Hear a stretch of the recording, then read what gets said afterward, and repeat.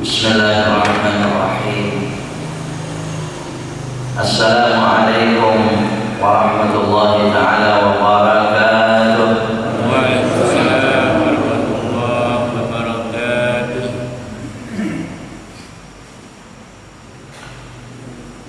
Alhamdulillahi rabbil alamin. Wa bihi nasta'inu wa nastaghithu ala umuri dunya wad din. Wassalatu wassalamu ala habibina wa nabiyyina Muhammadin asyrafil anbiya'i wa sayyidil mursalin wa ala alihi wa ashabihi wa man tabi'ahum bi ihsanin ila yaumiddin. Subhanaka la ilma lana illa ma 'allamtana innaka antal alimul hakim. Rabbana shrah lana sudurana wa yassir lana umurad dunya wal akhirah wahlul 'uqdatam min alsinatina yafqahu aqwalana. Hasbunallah wa ni'mal wakil, ni'mal maula wa ni'mal nasir, wa la hawla wa la quwwata illa billahil aliyyil azim. Amma ba'd. Hadirin hadirat, bapak-bapak, ibu-ibu, saudara-saudara sekalian, para jamaah Masjid Al-Istiqamah, kaum muslimin dan muslimat yang rahmatullah, seluruhnya yang hadir pagi hari ini di tempat yang mulia, salah satu rumah rahmat Allah Subhanahu wa taala, Masjid Al-Istiqamah, yang tentunya bukan hanya masjidnya yang istiqamah, tapi kita insyaallah hamba-hamba istiqamah di hadapan Allah Subhanahu wa taala. Insyaallah kita semua hamba-hamba mulia yang dimuliakan oleh Allah Subhanahu wa taala. Amin. Allahumma amin. Sekali lagi kita bersyukur kepada Allah atas rahmat, nikmatnya, hidayah-hidayahnya. Senantiasa kita dari waktu ke waktu meningkatkan taat dan saleh kita kepada Allah. Dan mari dengan keadaan situasi seperti apapun, jangan sampai mengurangi, lebih menurun, lebih berkurang dari waktu-waktu sebelumnya, dari hari-hari sebelumnya, dalam ibadah-ibadah kita kepada Allah, shalahan dan ketaatan kita kepada Allah. Terbukti pagi hari ini semua yang hadir insyaallah hamba-hamba bertakwa kepada Allah, hamba-hamba saleh di hadapan Allah. Karena di waktu yang cukup berat ya, kita bangun dari tidur itu cukup berat. Apalagi mungkin malamnya sudah cukup terlambat tidurnya, atau mungkin sejak hari kemarin capek dan sebagainya, itu berat sekali. Tapi ternyata kita hamba-hamba beriman, hamba-hamba bertakwa kepada Allah, yang berat itu menjadi ringan. Subhanallah, subhanallah, sudah pasti yang demikian Allah tidak akan memperlakukan sama antara orang-orang yang berat menghadap kepadanya dengan orang-orang yang ringan menghadap kepadanya. InsyaAllah semoga menjadi amal saleh ibadah kita yang diterima oleh Allah Subhanahu wa taala. Amin. Allahumma amin. Hadirin hadirat, Bapak Ibu, saudara-saudara sekalian rahimakumullah. Kalau tadi suatu ayat yang dibacakan oleh Pak Haji tadi, Masya Allah, di dalam surah Al-Anfal ya, surah Al-Anfal, kurang lebih ayat 24 ya. Surah Al-Anfal, ketika Allah Subhanahu wa taala berfirman, yang pagi hari ini di antaranya dari sekian banyak sebelumnya kita beribadah sudah kita laksanakan, kita amalkan, tinggal di hari-hari mendatang kita tingkatkan. Allah Subhanahu wa taala menyatakan, ya ayyuhalladzina amanu, wahai orang-orang yang beriman, istajibu lillahi walir rasul, penuhilah panggilan Allah dan Rasul. kan tidak diundang oleh siapa-siapa. Betul? Ya nggak pakai surat undangan kan? Bahkan tidak dipaksa-paksa juga tidak. Siapa pihak-pihak yang memaksa ke sini Pak datang? Tidak ada Bapak Ibu Saudara sekalian. Apalagi diintimidasi misalnya, tidak ada. Tapi kita semua datang, istajibu lillahi walir rasul. Kita ini memenuhi panggilan Allah Subhanahu wa taala dan panggilan Rasulnya. Idza da'akum, apabila dia memanggil kalian, lima yuhyikum, untuk kehidupan kalian. Oh subhanallah, luar biasa Bapak Ibu Saudara sekalian, Allah ya. Jadi ketika Allah Subhanahu wa taala memanggil, mengundang kita, Nabi kita Muhammad Rasulullah sallallahu alaihi wasallam mengundang kita, bukan keperluan dia. Coba kalau kita mengundang saudara kita, yang perlu siapa? Yang undang. Betul? Yang undang yang perlu Pak. Sekalipun yang hadir, yang memenuhi undangan perlu juga. Tapi tidak sama sekali datangnya kita ke masjid memenuhi undangan Allah dan Rasulnya. Apa manfaat bagi Allah? Dan apa manfaat bagi Nabi Sallallahu Alaihi Wasallam? Cuma Nabi senang, Nabi gembira. Allah Subhanahu Wa Taala suka.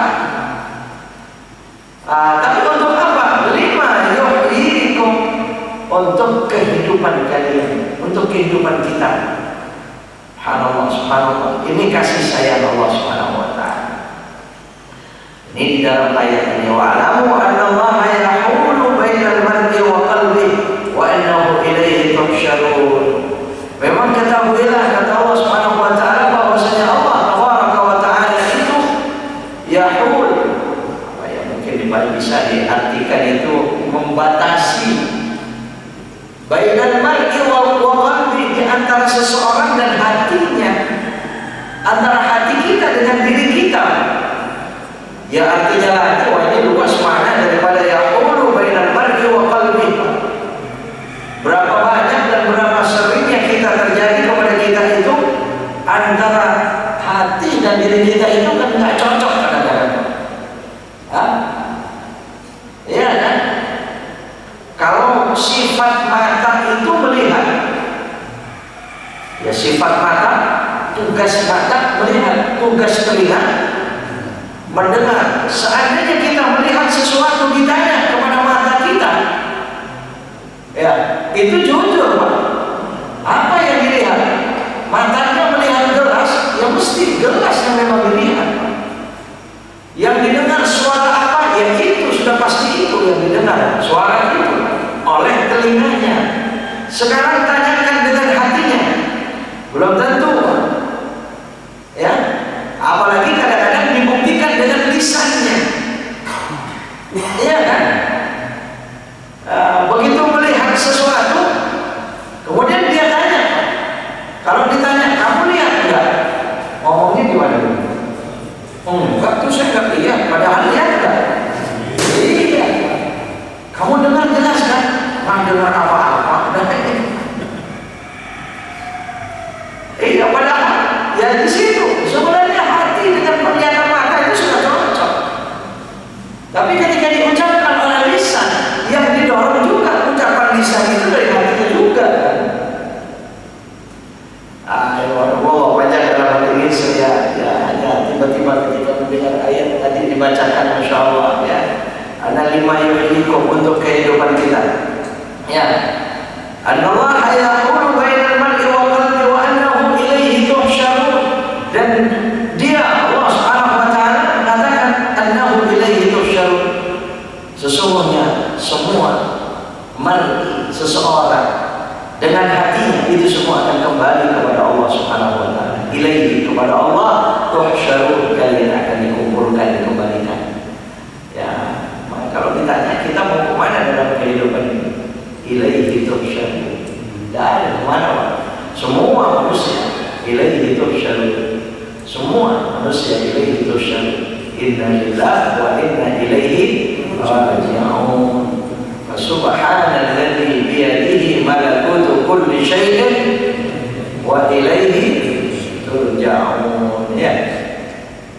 Bapak Ibu saudara sekalian yang hanya teringat dalam mukadimah.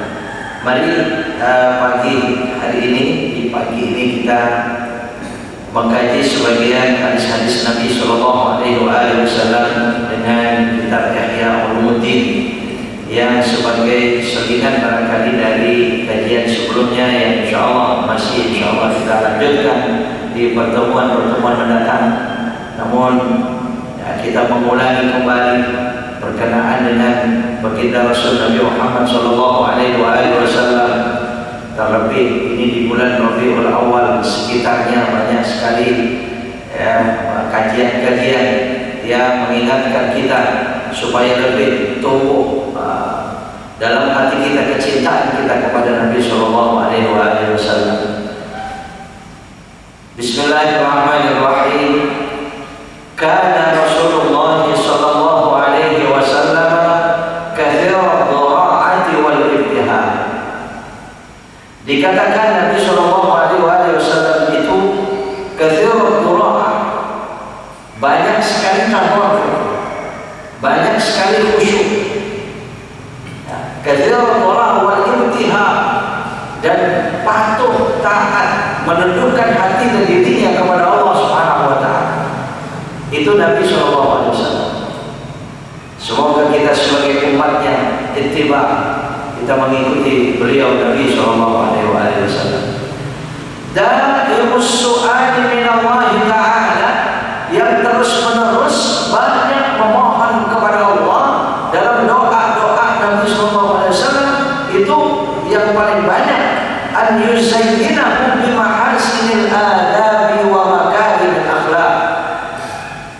Nabi banyak sekali memohon kepada Allah dalam doa-doanya itu supaya Allah mendidik Nabi, supaya Allah hidayahkan Nabi dengan akhlak-akhlak yang terpuji, dengan akhlak-akhlak yang mulia, dengan adab-adab yang bagus. Itu doanya. Padahal Nabi Sallallahu Alaihi Wasallam ya sudah dijamin sebenarnya dengan akhlak mulia itu, tapi permintaannya kepada Allah, doanya itu banyak dalam doa-doa semacam itu. Yang paling banyak adalah al-yuzayyinahu bi mahasinil adabi wa makarimil akhlaq. Dalam salah satu doanya beliau berdoa, Allahumma hassin khalqi wa khuluqi. Ya Allah, baguskan ciptaanku dan akhlakku. Ciptaan Nabi Sallallahu Alaihi Wasallam secara lahiriah, masya Allah, postur badan Nabi itu luar biasa. Seolah tidak ada yang kurang. Ketampanan Nabi itu selalu saja berada di atas yang lain, karena disertai dengan nur cahaya, nur Muhammad Sallallahu Alaihi Wasallam. Itu Nabi Sallallahu Alaihi Wasallam.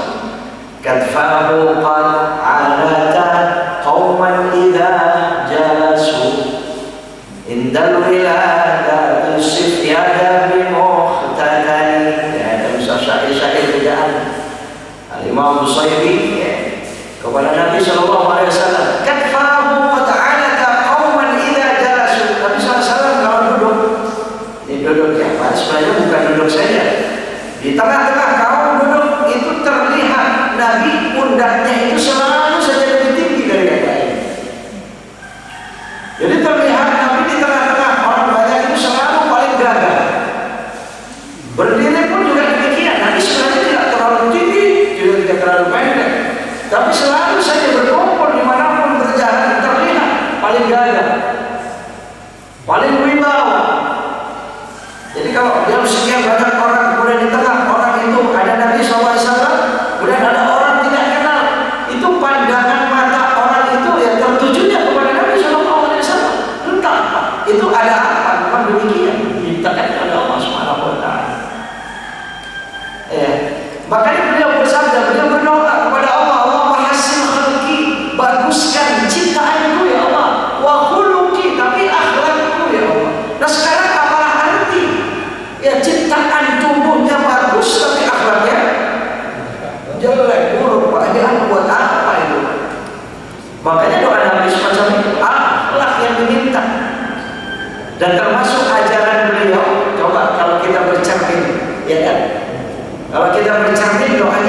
seperti itu.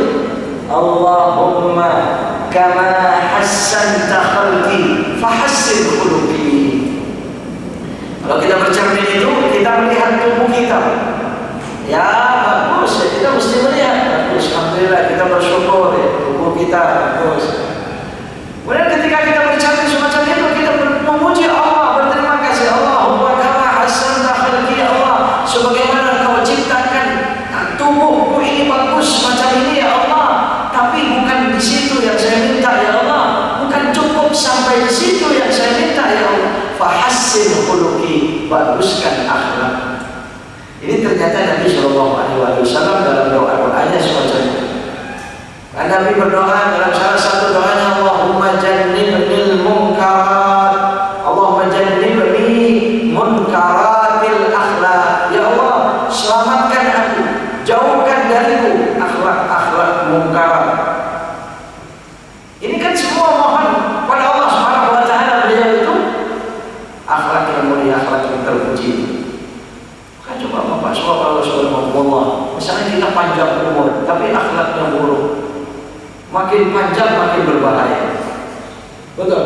Makin panjang umurnya makin celaka. Kemudian kita dibanyakin hartanya oleh Allah, misalnya hartanya diberikan banyak, diberikan mudah oleh Allah, dimudahkan dia mendapatkan rezeki, tapi akhlaknya buruk. Semakin banyak harta, semakin celaka dia. Karena harta akan diperlakukan dengan akhlak buruknya. Dia diberikan jabatan yang tinggi, semakin tinggi jabatannya semakin tinggi, tapi kalau akhlaknya buruk, dia akan rusak binasa dengan jabatannya. Karena jabatannya akan dijalankan dengan akhlaknya yang buruk. Bertambahnya ilmu, bertambahnya pangkat dan seterusnya, Pak. Untuk apa itu semua kalau dengan akhlak yang buruk? Makanya doa ini luar biasa, singkat tetapi maknanya dalam kehidupan. Nah ini namanya ajaran Nabi ya. Yang dikatakan tadi dalam ayat istajibu lillahi walir rasul. Nabi mengajarkan semacam itu. Allahumma jannibni munkaratil akhlak. Dalam doa-doa kita, barangkali dalam sujud kita ya silakan berdoa. Allahumma jannibni munkaratil akhlak. Bahkan Nabi mengijazakan suatu doa dalam salah satu doa beliau, Allahumma ja'al sarirati khairan min alaniyati waj'al alaniyati salihatan. Kama qala Rasulullah sallallahu alaihi wasallam. Allahumma ja'al sarirati, ya tapi sarirati ini kan ada itu roti yang namanya sarirati, Pak ya. Belum datang. Ini sudah datang belum sarirati ini? Ya. Iya, jadi ini sekalian iklan sarirati jadi Pak ya.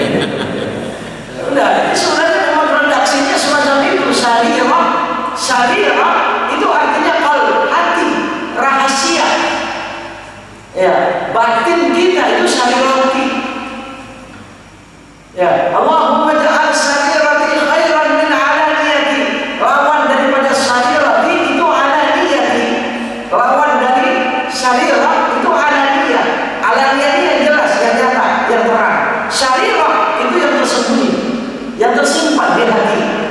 Maka doa Nabi SAW, Allahumma ja'al sarirati khairan min alaniyati. Ya Allah, jadikan batinku, rahasiaku, hatiku lebih baik daripada dohirku. Waj'al alaniyati salihatan, dan jadikan dohirku itu saleh ya Allah. Oh ini luar biasa Bapak Saudara sekalian. Singkat doanya juga pendek. Ya. Saudara sekalian, rahimahullah. Jangan terbalik, Pak. Iya, jadi kalau doa Nabi, ya Allah jadikan batinku lebih baik daripada lahirku. Kan seharusnya semacam itu kan, Pak. Ya kita orang beriman, insya Allah semua semacam itu. Ya, dan jadikan lahirku ini soleh, baik. Jadi kalau lahirnya itu sudah baik, kemudian batinnya lebih baik, oh ini luar biasa. Ini akhlak mulia luar biasa. Ini orang, ini hamba soleh.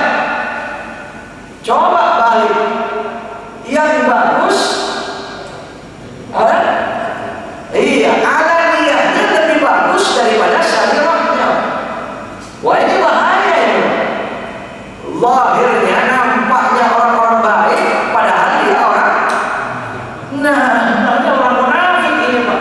Makanya doa ini sama dengan kita mohon selamat daripada munafik. Jangan sampai terbalik kita. Makanya berapa banyak orang kadang-kadang kita melihat orang baik sekali, dia bagus, baik dia. Ternyata beberapa saat kemudian ya sampailah berita yang mengejutkan. Aneh kita, loh kok begini itu dia. Selama ini yang saya tahu baik. Nah, kalau ada orang semacam itu berarti ada niatnya khairan min sarirati. Ya, jadi ada nampaknya zahirnya ini lebih baik daripada batinnya, jangan sampai. Tapi doa Nabi SAW semacam itu. Allahumma ja'al sarirati khairan min alaniyati waj'al alaniyati salihah. Ya, pokoknya batin kita, ya, hati kita itu lebih baik daripada yang nampak. Sekarang sekarang kita menjadi orang baik, menjadi orang terpuji, menjadi orang amanah dan sebagainya. Ini siapa? Ada orang bisa jadi orang amanah itu zahirnya dilihat, dinilai oleh sesama kita. Ada orang baik itu suksesnya dia itu di mana, baiknya dia itu di mana, dinilai oleh siapa? Kalau kita menilai orang lain kan pasti secara zahirnya saja, Pak. Syara'irnya syariat kita itu tak mungkin bisa dinilai oleh orang lain. Ya cuma paling tidak al-zahir yadullu ala batin. Paling tidak itu kan, zahir itu menunjukkan batin, mudah-mudahan itu. Sekalipun tidak selamanya zahir menunjukkan batin, tidak selamanya. Makanya kami mengijazahkan doa semacam itu. Orang kalau zahirnya itu baik-baik syawal, nampak kadang-kadang terasa ya. Ketika berbincang dengan orang itu terasa, ikhlasnya dia terasa, ya, batin dia terasa pada kita, tawadhu dia, ya, ikhlasnya dia kepada Allah itu terasa. Ya, mudah-mudahan yang demikian zahir itu menunjukkan batinnya. Tapi kadang-kadang tidak. Ketika Allah berfirman berapa banyak tentang orang-orang munafik, wa idza laqul ladzina amanu qalu amanna, ya kan? Wa idza khalu ila syayatinihim qalu inna ma'akum innama nahnu mustahzi'un. Kalau ini Pak, zahirnya tak menunjukkan batinnya ini. Ini zahir tak menunjukkan batin. Kenapa kata Allah Subhanahu wa taala? Mereka orang-orang munafik itu kalau kumpul dengan orang-orang beriman, mereka mengatakan kami beriman. Kami beriman. Tapi kalau ila syayatinihim, kalau sudah kumpul lagi dengan syaitan mereka, wah itu bahasanya Allah. Ila syayatinihim qalu inna ma'akum. Saya sebenarnya ente tenang aja. Saya sebenarnya masih di kelompok ente nih. Saya di kelompok kalian nih kan. Ila syayatinihim qalu inna ma'akum innama nahnu mustahzi'un. Saya sebenarnya cuma ya pura-pura saja. Saya cuma ngejek aja kepada mereka itu. Ini ayat Allah sebenarnya. Orang-orang yang semacam ini orang munafik, ya zahir tidak menunjukkan batin. Makanya kita hati-hati dan mari kita berdoa kepada Allah sebagaimana ijazah Nabi sallallahu alaihi wasallam. Fastajaba Allah taala du'aahu wafa'an biqaulihi azza wa jalla. Dengan doa-doa Nabi sallallahu alaihi wasallam memohon akhlak yang mulia tersebut, maka diijabahilah doa Nabi sallallahu alaihi wasallam kepada Allah Subhanahu wa taala. Dan ini untuk menepati firman-Nya, yang perkataan Allah sendiri, ud'uuni astajib lakum. Mintalah kepadaku, aku akan mengabulkannya. Dibuktikan oleh Allah Subhanahu wa taala kepada Nabi. Fa anzala alaihil Qur'an, diturunkannya Al-Qur'an kepada Nabi sallallahu alaihi wasallam. Dan ini artinya Bapak Ibu Saudara sekalian, kita manusia, kita orang beriman yang menerima Al-Qur'an, ya sama berarti keinginan kita seperti keinginan Nabi sallallahu alaihi wasallam. Jadi siapa orang yang ingin akhlaknya mulia di sisi Allah, terimalah Al-Qur'an. Kalau orang yang menolak Al-Qur'an, dia tidak mungkin. Karena Nabi SAW ketika berdoa kepada Allah, baguskan akhlak saya ya Allah, ya terpujikan akhlak saya ya Allah. Ketika adabahu Allah Ta'ala fakana khuluquhul Quran. Maka adab Nabi, Allah mengajarkan Nabi dengan akhlak mulia itu dengan Al-Quran. Maka akhirnya akhlak Nabi kalau ditanya adalah Al-Quran. Bagaimana akhlak Nabi? Jawabannya akhlak Nabi adalah Al-Quran. Qala Sa'ad bin Hisham radhiyallahu anhu, beliau mengatakan, dakhaltu ala Aisyah radhiyallahu anha, saya pernah datang menghadap Aisyah radhiyallahu anha, wa an abiha wa sa'altuha, saya bertanya kepada Aisyah radhiyallahu anha, kata Sa'ad bin Hisham, an akhlaqi Rasulullah sallallahu alaihi wasallam, tentang akhlak Nabi sallallahu alaihi wasallam. Faqala, maka dia menjawab, Aisyah menjawab, ama taqra'ul Qur'an, bukankah engkau pernah membaca Al-Quran? Qultu bala, ya mata dia, saya baca Al-Quran. Qala, maka berkatalah Aisyah radhiyallahu anha, kana khuluqu Rasulillah sallallahu alaihi wasallam Al-Quran, adalah akhlak Nabi sallallahu alaihi wasallam itu Al-Quran. Ya, insyaallah termasuk kita sebagai umatnya, akhlak kita seluruhnya Al-Quran. Wa innama adabahul Qur'an bimithli qoulihi ta'ala, seperti contohnya ketika Allah mengajarkan adab, mengajarkan akhlak kepada Nabi sallallahu alaihi wasallam seperti firman Allah Subhanahu wa taala dalam surah Al-A'raf 199 ketika Allah berfirman, khudhil afwa wa'mur bil 'urfi wa a'rid 'anil jahilin. Ini satu ayat yang singkat tetapi maknanya dalam kehidupan akhlak yang mulia yang terpuji dalam kehidupan luar biasa. Ketika Allah berfirman, khudhil afwa, Muhammad, jadilah engkau pemaaf, jadilah engkau orang yang mudah memberi maaf. Khudhil afwa. Nah, ini seperti yang saya tanyakan, Pak. Kira-kira yang kita ini mestinya kalau orang salah itu minta maaf dan orang minta maaf diberikan maaf, begitu kan? Sifat orang beriman, sifat Nabi SAW diajarkan Allah Subhanahu wa taala semacam itu. Ya kalau salah segera minta maaf, dan kalau ada yang minta maaf dia berikan maaf. Sekalipun dari sekian banyak permintaan maaf itu belum tentu menyelesaikan semua hukum Allah, ya belum tentu juga. Ya apalagi berkenaan dengan hukum qisas misalnya, wallahu a'lam, nanti tinggal prosesnya seperti apa. Bapak sekalian, ini Allah Subhanahu wa taala mengajarkan akhlak mulia kepada Nabi. Khudhil afwa, jadilah engkau pemaaf, wahai Muhammad. Wa'mur bil 'urfi, perintahkan yang baik-baik, suruhin yang baik-baik itu. Hajat yang baik-baik. Wa a'rid 'anil jahilin, dan berpalinglah dari orang-orang yang bodoh. Atau mungkin lebih umumnya jangan diartikan orang bodoh, bukan orang tapi kebodohan. Berpalinglah dari segala bentuk kebodohan. Coba dalam kehidupan kita apa? Tiga ini perintah Allah Subhanahu wa taala. Pemaaf, menyuruh kebaikan, berpaling dari segala kebodohan. Selamat sudah di dunia akhirat. Kalau kita setiap saat doa fid dunya hasanah fil akhirati hasanah, ya hasanah fid dunya itu sumbernya tiga ini.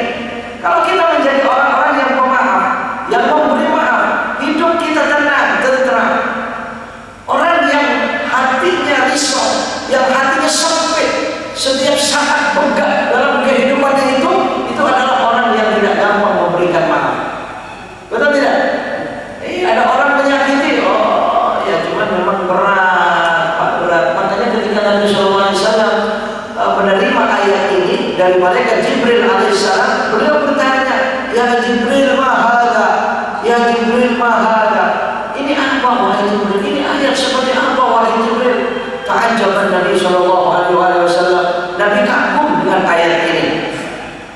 Malaikat Jibril mengatakan kepada Nabi SAW, ya Allah Subhanahu wa taala memerintahkan kepada engkau. Ini perkataan malaikat Jibril menafsirkan ayat ini ditafsir oleh malaikat Jibril alaihissalam langsung kepada Nabi SAW. Dikatakan, ya Muhammad, alaika an ta'fu Muhammad, an ta'fu man zalamaka wa tu'tiya man haramaka wa tasilu man qata'aka.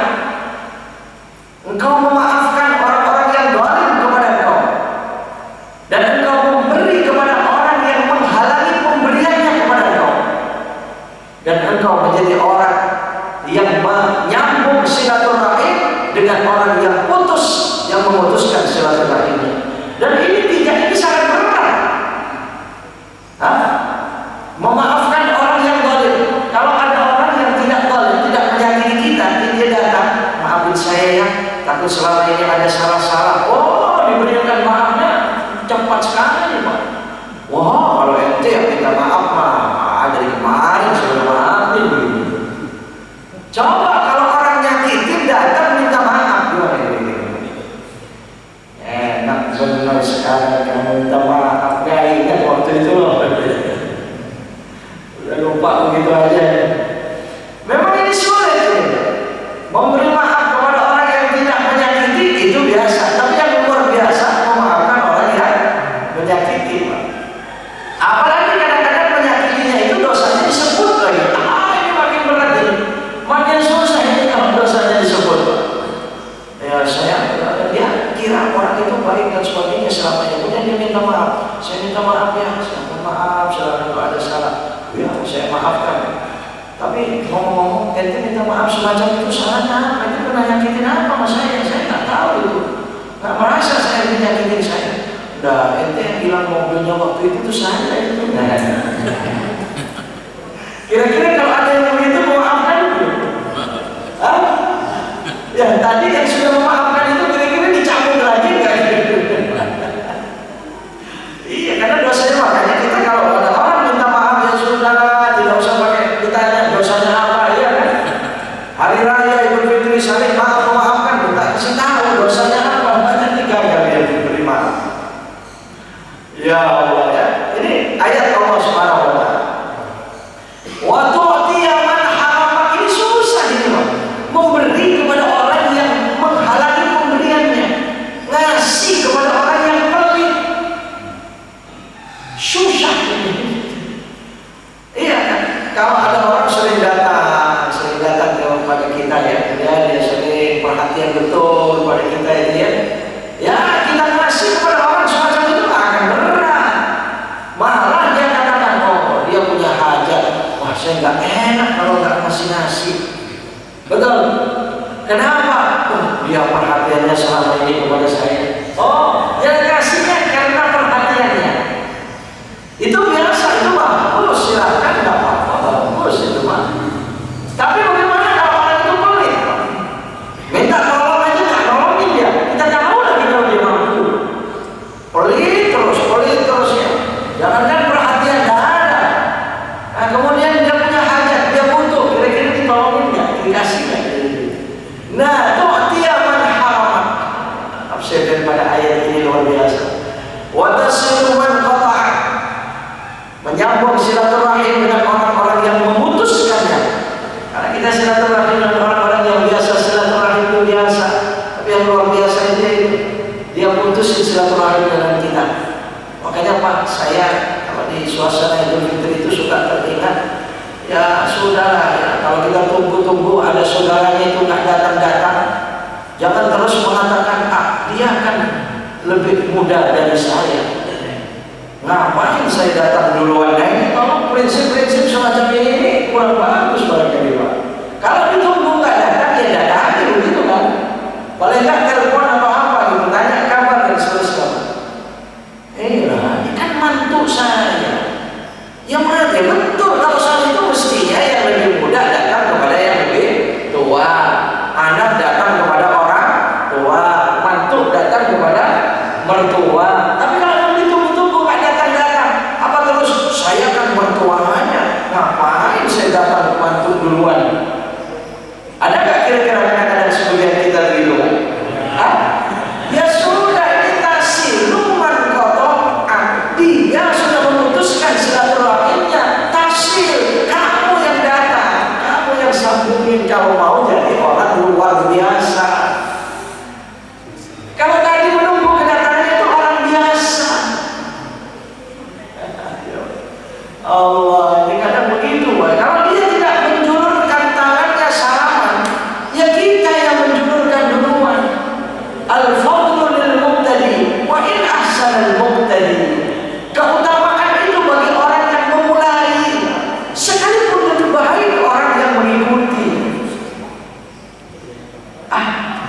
sudah sekalian mulai ini kadang-kadang nggak makanya kalau sudah saya kan kakaknya, saya kan lebih tua. Buat apa sih datang duluan kepada dia? Ini jangan-jangan yang semacam ini malah angkupnya, Pak, nafsunya, betul tidak? Rusak. Subhanallah, ini akhlak Nabi SAW diajarkan Allah Subhanahu Wa Taala banyak sekali dalam ayat-ayat Al-Quran, ya, sebagai ajaran Allah dan akhlak Rasulullah SAW.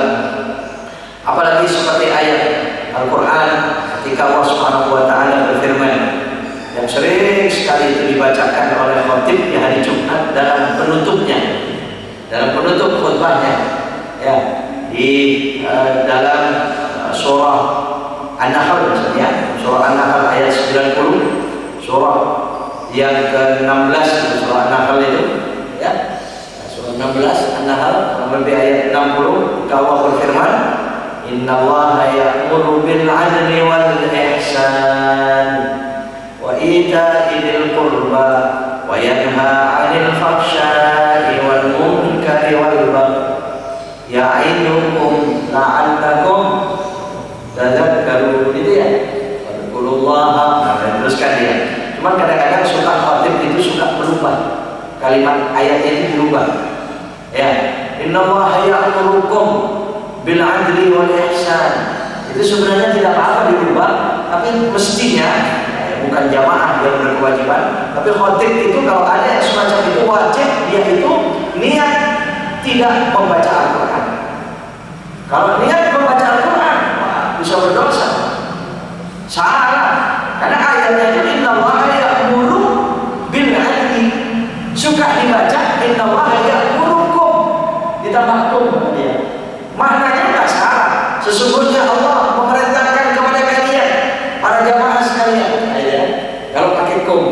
Tapi kalau nggak pakai kum, ya sudah. Sesungguhnya Allah memerintahkan supaya kita berbuat adil, bil adli wal ihsan, supaya kita berbuat ihsan, berbuat baik.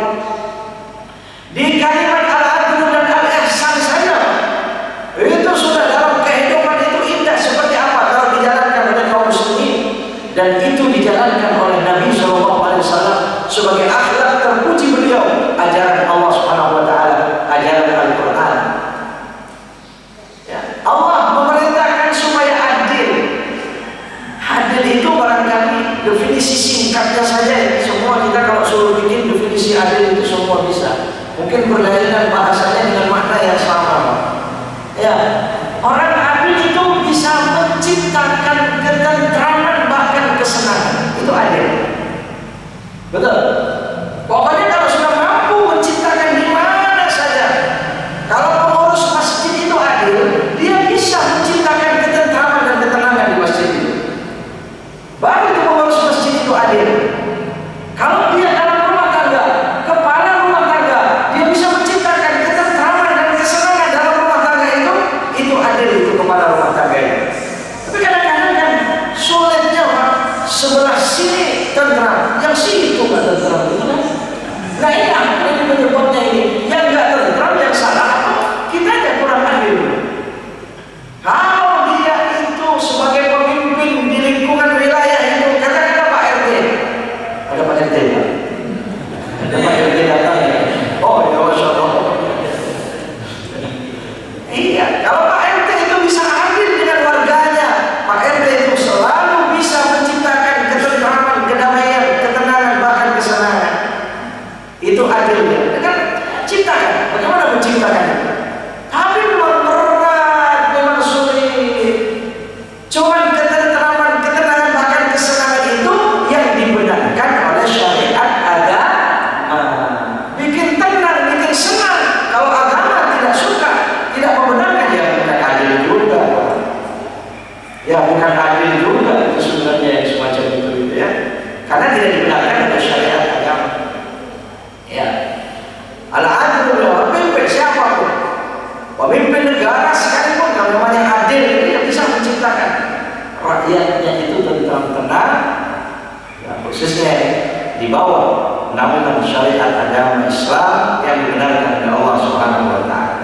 Wal ihsan, apalagi al-adil semacam itu panjang, al-adil wa aqsitu Innallaha yuhibbul muqsitin. Adillah kalian di mana saja. Sungguhnya Allah itu suka cinta dengan orang-orang yang adil. Wa aqsitu innallaha yuhibbul muqsitin. Kemudian wal ihsan, supaya kita berbuat ihsan kepada siapa saja. Dan begini Bapak, semua perbuatan baik itu kebaikannya kan akan kembali kepada kita. Itu pastinya semacam itu.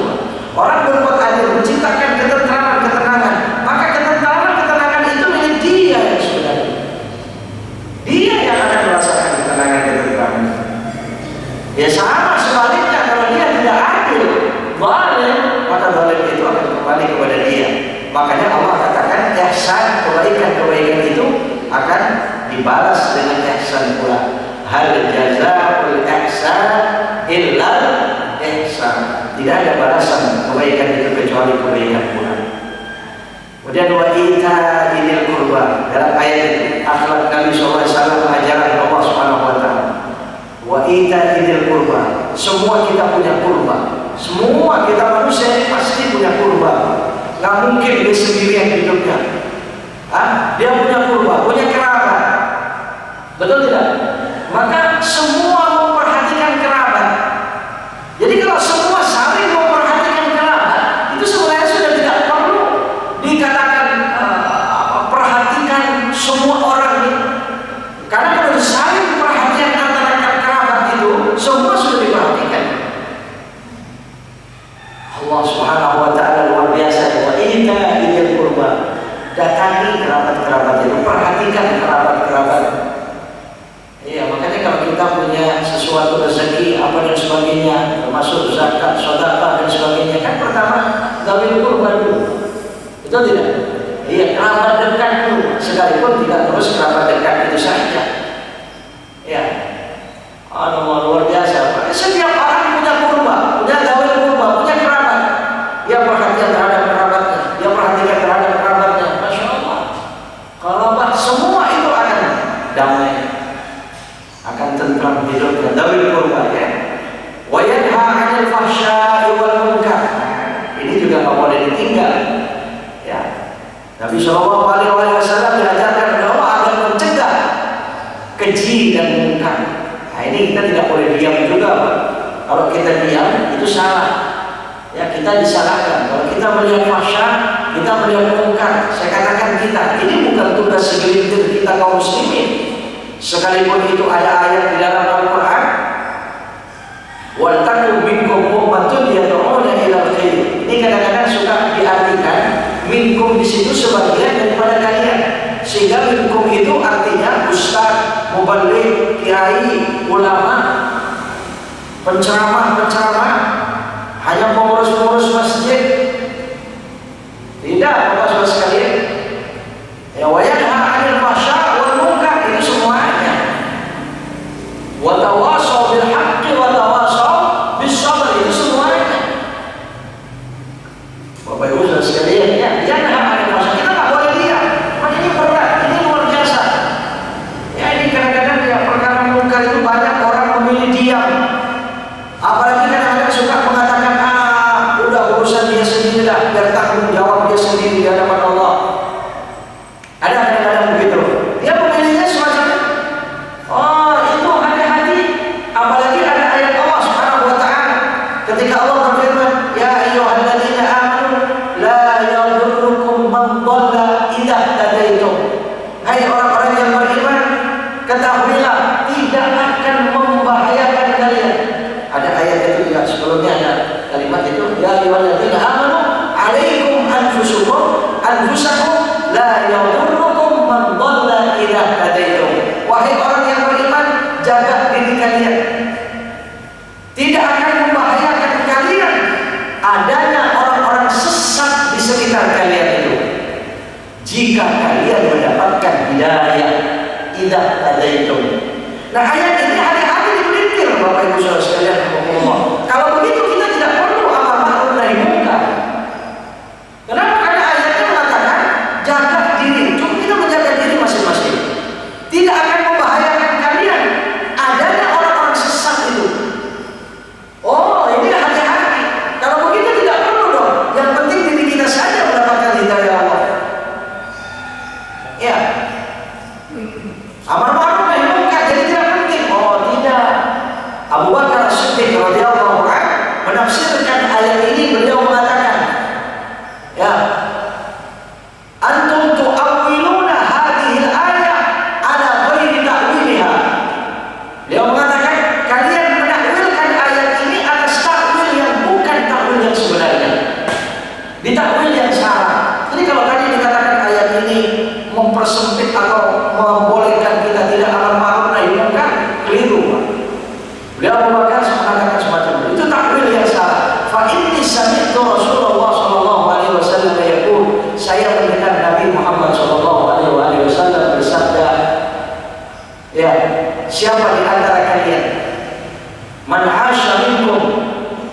wasatil siapa di antara kalian hidup di tengah-tengah kehidupan umat.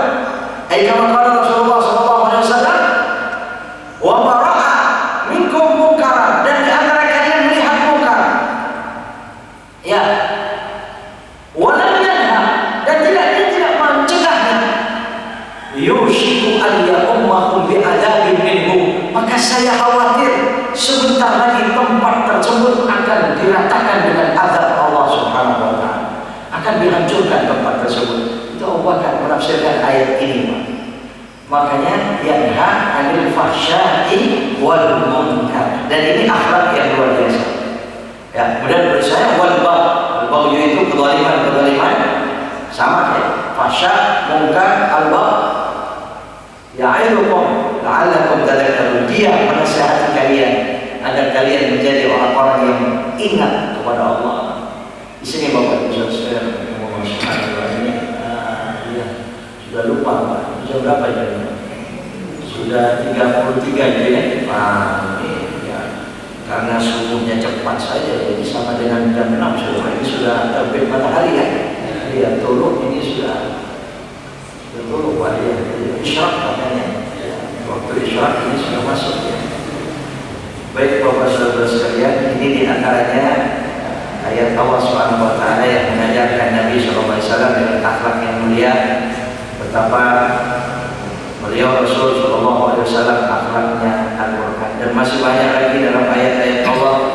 Ya, mungkin bisa kita menggalinya di lain kesempatan. Banyak sekali ayat-ayat Allah yang mengajarkan akhlak mulia yang akan menjadikan manusia, orang yang beriman itu semakin mulia di hadapan Allah dengan akhlak mulia.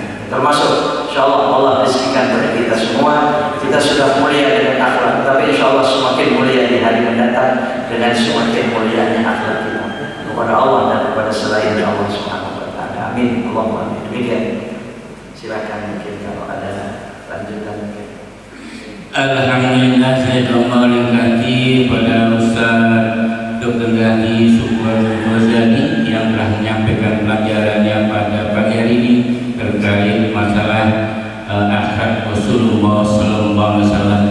Dan Rasulullah SAW pernah bersabda, Innama bu'istu diutamkan makarimul akhlak. Sungguh aku diutus di muka bumi ini adalah untuk menyempurnakan akhlak manusia. Mudah-mudahan dengan pelajaran tadi tentunya kita semua akan meningkatkan keimanan dan ketakwaan kita pada Allah SWT.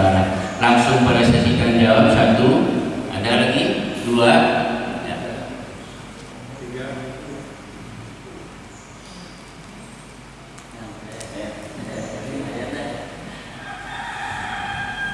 Assalamualaikum warahmatullahi wabarakatuh.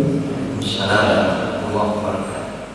Cukup banyak yang disampaikan, banyak bekal tentang akhlak Rasul.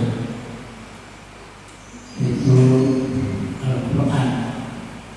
Kemudian juga tadi Bapak menyinggung antara hati dan diri. Nah, ini saya tanyakan, apakah sholat tidak membentuk sama menyamakan persepsi diri dengan hati? Kenapa saya bilang begitu? Kalau kita melihat sesuatu dengan kebenaran, berarti itu kita namanya dengan hati kebenaran juga. Berarti salat yang kita kerjakan tadi betul-betul membina hati dan diri kita supaya menjadi satu, sehingga kita melihat sesuatu itu betul-betul benar dan mendengar sesuatu itu juga benar. Jadi kemudian juga salat itu juga banyak membaca ayat-ayat. Berarti kita juga membaca Al-Quran. Berarti kita bercermin juga pada Al-Quran dengan salat. Kemudian tadi juga interaksi antar sesama. Dalam salat kan kita diajarkan Pak, salat berjamaah itu kan interaksi sesama. Benar atau tidak Pak? Tolong dijelaskan agar kita lebih meningkatkan salat kita itu untuk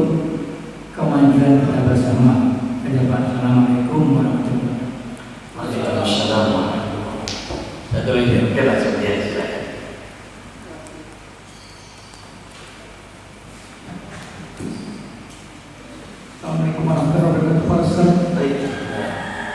Seperti tadi judulnya disebutkan Innamal akhlak, saya diutus untuk menyempurnakan akhlak manusia. Kenapa Rasul Muhammad SAW memperbaiki akhlak manusia? Apakah selama ini 24 nabi itu tidak memperbaiki akhlak manusia? Dan kenapa tidak memperbaiki iman itu? Hanya itu dia Ustaz. Assalamualaikum warahmatullahi wabarakatuh. Ada satu lagi. Ya, silakan. Nanti diulang pertanyaannya. Baik. Assalamualaikum warahmatullahi wabarakatuh. Assalamualaikum. Itu bukan tadi akan kita pertama begini.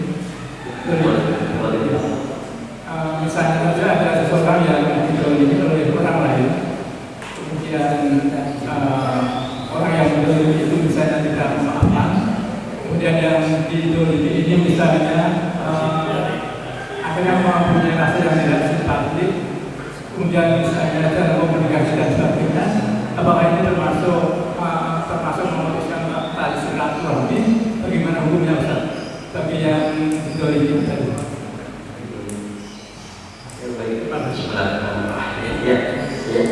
Ya, yang pertama nanti yang saya pahami dari pertanyaan itu,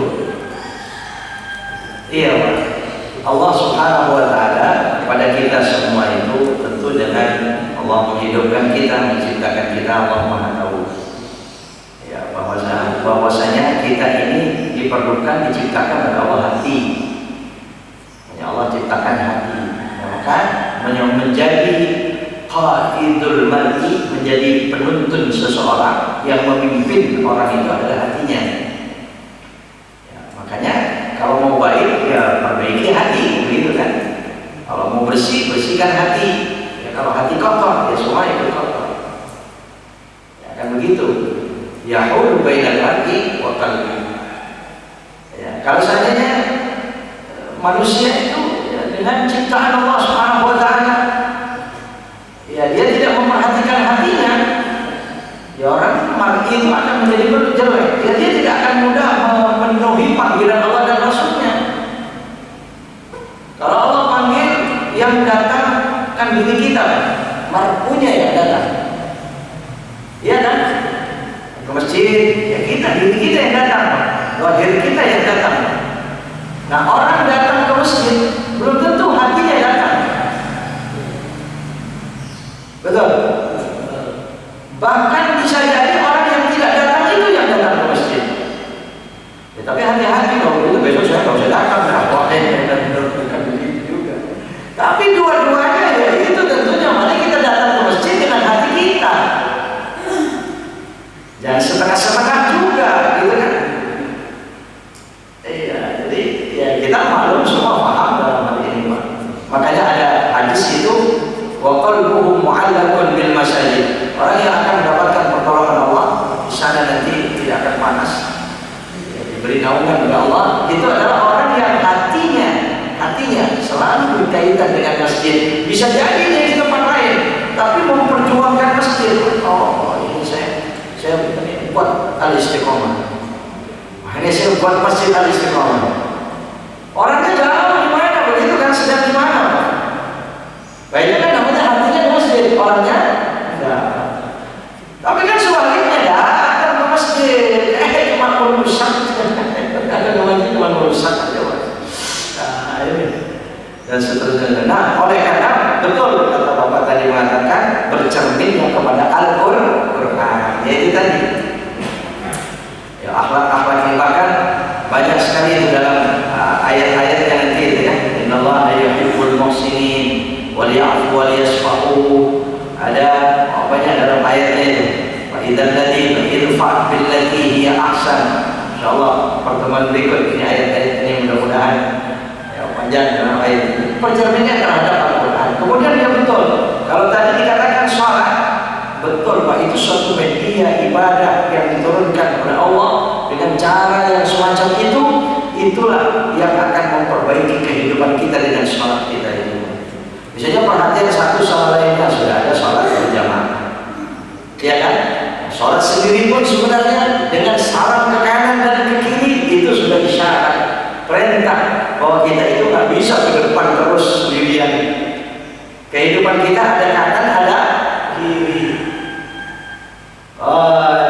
sejahtera, assalam, keselamatan, kedamaian, nggak bisa untuk sendirian. Kesejahteraan, keselamatan yang ada pada diri kita, kesenangan itu harus berikan kepada kanan kita, diri kita. Assalamualaikum warahmatullahi wabarakatuh. Luar biasa. Banyak sekali ajaran di dalam sholat, doa-doa di dalam sholat. Iya, yang langsung mahdoh kepada Allah dalam takbir kita. Ini nggak untuk siapa-siapa, hanya untuk Allah. Betul. Ayo, dengan tahiyat kita, tahiyatul mubarakatus shalawatut thayyibatu lillah, itu untuk Allah saja. Iya, jadi ini di dalam sholat berjamaah, dengan lurusnya shaf. Ini mau ingat lagi ini dengan shaf ini. Saya makin senang berjamaah sholat subuh di sini. Kayaknya shaf itu makin rapat ini. Mudah-mudahan terus semakin rapat, mudah-mudahan semakin rapat. Rupanya rasa takut semakin hilang barangkali ini. Mudah-mudahan semakin hilang. Ada sebenarnya ada yang datangnya abdi aku itu tergantung keyakinan hambaku. Dia yakin masih takut apa tidak? Kalau sudah nggak takut, yakin dengan takut, sudahlah tawakal kepada Allah. Sawu sufufakum, rapatkan saja itu sebagaimana. Mari kita kembali kepada sunnah Rasul Sallallahu Alaihi Wasallam. Makanya rapat dan lurusnya saf itu kehidupan sosial. Betul ya? Lurus ya. Kita kehidupan sosial itu jangan bengkok dan harus rapat, jangan renggang. Makanya coba ada hadis begini. Saya sudah membahasnya atau belum? Saya lupa sebelumnya ya. Hadis itu berkenaan dengan saf itu, masya Allah, luar biasa. Ketika Nabi SAW, aqimu sufufakum, ya, laksanakan, tegakkan, baguskan saf kalian. Aqimu sufufakum. Dalam suatu hadis, aqimu sufuf wa hadu bainal manakib. Hadu bainal manakib, so, hampir bersentuhan antara pundak atau apa yang namanya sikut ya. Ya paling tak sikutnya. Nah gitu, bainal manakib wasaddul khilaf. Ini akhirnya dari pertanyaan Bapak jadi berkembang ke hadis ini, jadi ya, sholat berjamaah ya. Ya, wasaddul khilaf. Apa isi yang renggang? Saddul khilaf itu yang renggang-renggang. Khulal ya. Walainu bi aidi ikhwanikum, dan lembutlah kalian dengan tangan saudara kalian. Kalau berjamaah coba bayangkan, ini kan sosial luar biasa.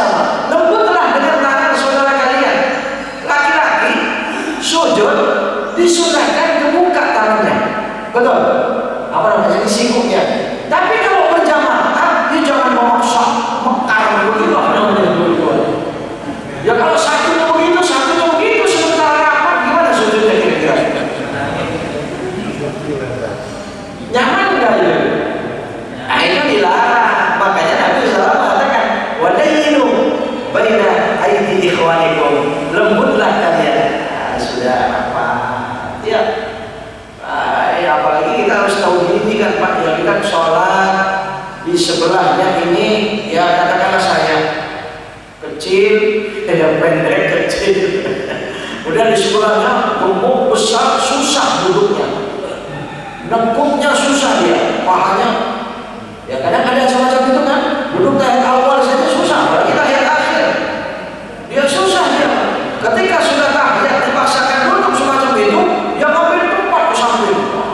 Pernah lihat begitu Pak? Dan kalau itu dipaksa, dirapatkan, ya kasihan, kegencet. Yang mana dia kegencet itu? Saya aja kegencet itu Pak. Iya, jadi walainu baina aidi ikhwanikum, sulubut di aidi ikhwanikum, wala tadaru furujatin syaitan. Jangan engkau membiarkan tempat-tempat renggang-renggang untuk syaitan. Ya ini tentunya dalam kondisi yang normal gitu ya. Ya kalau kondisi yang tidak normal seperti sekarang namanya kondisi, insya Allah itu darurat.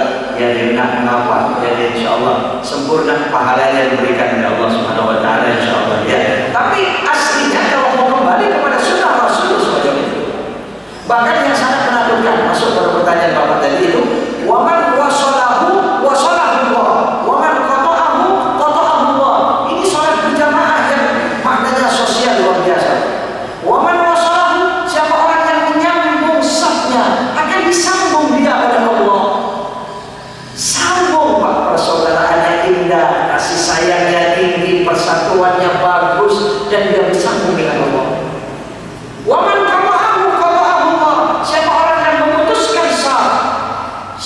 dia akan diputuskan oleh Allah. Sudah perlu apa susah, perlu begini sulit, begini nggak bisa, begitu nggak bisa, penyiksaan-penyiksaan yang terjadi. Kenapa? Diputus oleh Allah. Dari shock itu Pak. Makanya betul itu sholat berjamaah itu mengajarkan ya Allah luar biasa dalam kehidupannya. Makanya saya anjurkan di mana-mana. Kemarin saya di hadapan saudara-saudara di DPR RI, saya Jumat kemarin di DPR, saya sampaikan ini hadis ini. Ya namanya menyampaikan kajian hadis, saya tidak menentang aturan, peraturan, silakan saja. Tapi paling tidak sebagai bahan renungan kita ketika ingin menetapkan suatu aturan. Betul tidak? Karena kita orang beriman, boleh taat kepada atasan, tapi bagaimana taat kepada Rasulullah Shallallahu Alaihi Wasallam? Betul? Boleh kan saya katakan begini di depan para pemimpin kita? Iya Pak. Ya sama ada hadis Rasulullah Shallallahu Alaihi Wasallam. Ya, sedangkan kita ya Allah masih sedih di masjid-masjid yang masih jaraknya 1 meter. Allahumma furujatin di syaitan, renggang untuk syaitan. Takut itu, takut itu. Sudahlah tawakalnya saja yang tinggi kepada Allah. Insya Allah aman, insya Allah selamat. Ya cuma pengurus masjid jangan langsung memaksakan begitu saja. Nah, pokoknya mulai besok pagi kita ini sudah ngaji. Besok rapat, enggak juga. Silakan kondisikan musyawarah yang bagus. Nanti banyak jamaah kabur repot juga kan begitu kan? Kenapa? Karena banyak jamaah yang masih takut, gitu kan? Ya kita obati dulu takutnya ini. Betul. Insya Allah. Mari kita tawakal yang tinggi aman, Pak. Aman. Ya, COVID itu sudah tidak ada di tengah-tengah kita. Ya sekalipun itu gaib, karena banyak dalil-dalil bahkan hadis yang mengatakan begitu. Ya kalau kita mau yakini kita Allah sebagai pelindung kita semuanya. Itu dari yang saya pahami dari pertanyaan Bapak. Kemudian tadi Bapak, sudah lupa. Kenapa Nabi diutus? Oh iya, Nabi Shallallahu Alaihi Wasallam diutus diutamnya makarimal akhlak. Nabi diutus untuk menyempurnakan akhlak. Pertanyaannya, kok ya, apakah nabi-nabi sebelumnya itu tidak menyempurnakan akhlak? Padahal sama-sama umat Nabi. Ya sama, Nabi diutus itu seluruhnya. Ya, al-anbiya wal mursalin itu semua memperbaiki akhlak. Kenapa? Nabi itu mungkin bahasa sekarangnya bahasa sekarang rasul itu personil keamanan. Mungkin begitu ya. Tugasnya personil keamanan di suatu lingkungan, suatu tempat, suatu acara besar mengamankan. Kenapa perlu diamankan? Karena memang tidak aman. Maka paling tidak amannya umat di antara sekian banyak umat pada saat itu Bani Israel itu paling tidak aman, Pak. Wah, menentangnya Bani Israel itu luar biasa. Makanya Nabi paling banyak di Bani Israel. Betul. Kenapa Israel itu luar biasa? Dulu, Pak. Nggak tahu sekarang. Gimana sekarang Israel? Kayaknya masih terus aja semacam itu ya. Iya, bukan rahasia kan ini. Iya, makanya Nabi semua untuk ya, memperbaiki akhlak manusia. Nah, kemudian apalagi Nabi Muhammad SAW itu orang Arab pada saat itu, budaya-budaya Arab pada saat itu rusak. Sebenarnya pengikut Injil kepada Nabi Isa itu mereka akhlaknya bagus, tapi pengikut Injil. Cuma Injil itu sendiri dikatakan 250 tahun setelah Nabi Musa itu Injil yang asli itu sudah tidak ada lagi. Sedangkan kepada Nabi SAW itu 570 Masehi Nabi diutus, Nabi lahir. Jadi sudah 300 tahun setelah Injil yang asli itu sudah tidak ada. Jadi rusak, akhlak manusia rusak. Iya, cuma Allah yang sama. Coba kalau kita lihat Al-Quran turun musaddiqan lima baina yadayhi, gitu kan? Cerita-cerita itu musaddiqan, membenarkan, mendukung, sama. Jadi dulu akhlak dibenarkan oleh para nabi, akhlak manusia rusak. Kalau kita lihat Nabi Isa dengan dakwahnya, ya Masya Allah itu raja kafir yang menolak sampai mukjizat Nabi Musa, Nabi Isa. Itu anaknya yang sudah meninggal suruh hidupkan. Itu kan dalam rangka itu kan ada yang beriman, ada yang tidak, sama amalan sebelumnya. Tapi pertanyaannya lagi, kenapa kok tidak menyempurnakan iman misalnya? Kok menyempurnakan akhlak? Ya, Bapak Saudara sekalian, Allah. Ya mungkin kalau bisa kita katakan iman itu belum tentu akhlak terpuji. Tapi akhlak terpuji itu insya Allah pasti iman.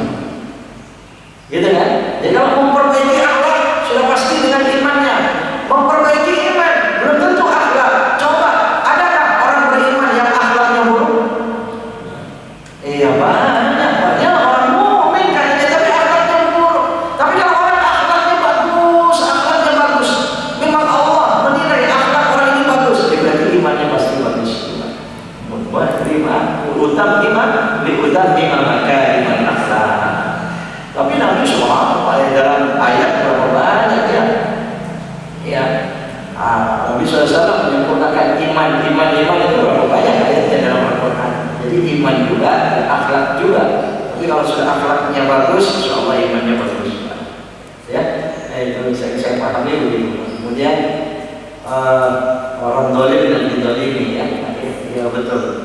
Ya kalau ditanya ya memang dua-duanya sebenarnya ya perlu ditolong, orang yang dolim, orang yang didolimi, ya kan? Itu dalam suatu hadis ya, orang yang dolim harus kita tolong, apalagi yang didolimi. Ya, tapi cuma bentuk pertolongannya yang berbeda. Kalau orang yang mendolimi, yang dolim, ya dengan nasihat, ya dengan nahi mungkar, ya dan hak anil fahsya wal munkar. Jadi kalau orang yang didolimi ya namanya didolimi, Pak. Disakiti dia dengan apa? Dia perlunya apa? Ya, cuma kalau ditanya, kemudian ada orang yang didolimi. Yang didolimi ini merasa sakit hati, ya begitu ya, merasa sakit hati. Kemudian ya tidak mau dekat dengan orang yang mendolimi itu. Nah itu kira-kira hukumnya apa yang orang yang didolimi? Apa itu mungkin ya maksudnya? Ya. Iya. Bapak sudah sekalian hukum Allah. Kalau menjauhnya ini ingin menyelamatkan dari kezalimannya, itu silakan menyelamatkan. Kalau saya deketin pasti dolim terus dia, saya begitu. Namanya pasti. Orang itu ada tiga. Ada orang pasti baik, ada orang pasti buruk, ada orang yang remah-remah nggak tahu baik, nggak tahu buruk. Ya sudah, kalau sudah ketemu yang semacam itu sudah kita menghindar saja lah. Karena kalau dekat itu nanti membahayakan. Itu satu Pak ya. Kemudian menjauh dari orang yang didolimi itu dibolehkannya dalam rangka itu nasihat. Nabi pernah tidak menegur sahabatnya sampai 50 hari. Ada kan riwayat itu? Itu Nabi tidak salah. Kenapa? Supaya orang itu tobat. Itu tujuannya apa? Saya deketin dia dulu. Biarin, menegur saya nggak jawab dulu dia.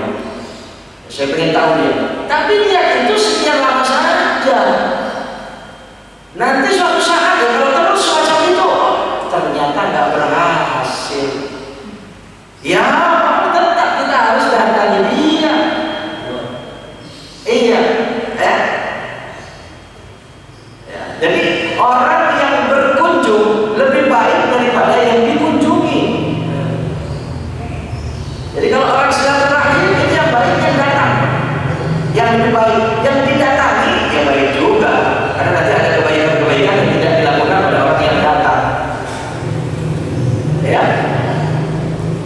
Nah itu Pak. Kalau selain daripada itu nggak bisa, itu jangan memutuskan, nggak boleh. Nah, pokoknya saya putus saja dengan dia. Mungkin yang boleh memutuskan itu diantaranya murtad, ya kan? Jadi kezalimannya tergantung dia apa? Sebatas menzalimi diri kita, menyakiti dalam hal-hal akhlak dan sebagainya. Tapi kalau sudah murtad, disuruh taubat nggak taubat, memang dia sudah disingkirkan, bahkan suruh perangi, gitu kan? Kalau dia suruh taubat nggak taubat, itu ada memang itu. Ya. Kalau Nabi SAW sampai nggak menegur sahabat ya, sampai 50 hari itu, sahabat itu luar biasa besarnya. Ya itu Nabi SAW tahu bahwa dia itu sebenarnya dikhawatirkan datang munafiknya, benar-benarnya dia bisa, tapi dia tidak mau untuk berangkat perang. Akhirnya Nabi tidak mau 50 hari. Jadi dia mengejar Nabi. Kalau Nabi sholat, dia sholat di belakangnya. Ingin, kalau Nabi menoleh, ingin langsung disalami Nabi. Tapi ternyata begitu dia lihat Nabi sudah di depan masjid, nggak bisa ketemu dengan Nabi. Dia mengejar Nabi, dia tadi ikuti Nabi. Nabi sudah jauh. Pokoknya selama 50 hari nggak bisa. Tapi setelah itu, masya Allah, taubat dia ditemui oleh Nabi Sallallahu Alaihi Wasallam. Ya, memang begitu. Jadi kalau kita membatasi tadi itu menjauh dirinya, itu belum tentu salah, Pak. Tetapi tetap harus ada niat yang baik. Ya, gitu ya. Oh tidak. Kalau yang semacam itu tidak. Kalau putus silaturahim itu diniatkan benci dengan kebencian yang tidak dibenarkan. Ya, tapi kalau benci dengan perbuatannya, benci boleh karena Allah. Al-bughdu fillah. Benci karena Allah, itu silakan. Tapi kan tidak semata-mata orangnya. Misalnya begini, dia perbuatannya menyakiti, kan? Tapi suatu saat orangnya sakit, Pak. Ya, kalau kita memberikan pertolongan, ya tentunya Allah kita perhitungkan. Ini lebih manfaat menolong atau lebih manfaat saya diamkan? Biarin, saya diamkan saja dulu. Barangkali kapok, boleh, Pak. Dan itu bukan putus silaturahim. Tapi kalau dibiarkan semacam itu enggak juga, ya sudah tolong, kasihan dirinya yang sakit ya kan, karena perlu biaya apa dan sebagainya begitu Pak. Sebentar dia nggak bisa kemana-mana. Ya, kalau kita mau yang semacam itu, tasiluman kotoran, kita adalah menyambung duluan. Kita berarti orang yang menyambung duluan silaturahim kepada orang yang memutuskannya. Itu ayat Quran tadi. Malaikat Jibril alaihissalam pada Nabi Sallallahu Alaihi Wasallam. Itu ya. Alhamdulillah.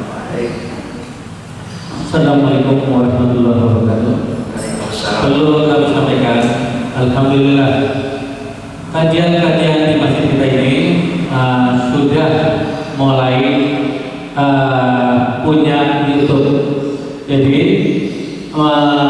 setiap kajian di sini, bapak-bapak, ibu-ibu bisa nonton di YouTube dengan ketik Istiqomah Masjid BRI 1. Insya Allah itu semuanya kajian-kajian kita itu sudah ada. Tapi kami mohon masukan juga, karena mungkin alatnya ini baru ini adalah kamera kita masih jadul. Tapi apabila jamaah yang mempunyai kamera, yang punya colokan mic yang nggak dipakai, untuk diinfakkan ke masjid mungkin lebih bermanfaat. Jadi karena ini adalah kamera kita, jadikan kita belum ada colokan mic, jadi suaranya belum jernih. Apabila memang ada jamaah yang punya kamera yang ada colokannya yang nggak dipakai, untuk diinfakkan, insya Allah ada bermanfaatnya. Jadi kajian setiap Sabtu dan Ahad, kalau bapak-bapak ibu-ibu mau menonton kembali di rumah, tinggal mengetik Istiqomah Masjid BRI 1. Insya Allah di situ semua sudah ada. Insya Allah. Jadi mudah-mudahan kedepannya lebih baik lagi. Kita akan bikin video di sini biar ada siaran langsungnya juga. Itu yang kita sampaikan. Kurang lebihnya mohon maaf. Wassalamualaikum warahmatullahi wabarakatuh. Assalamualaikum. Baik, alhamdulillah kita ucapkan terima kasih kepada Ustaz kita.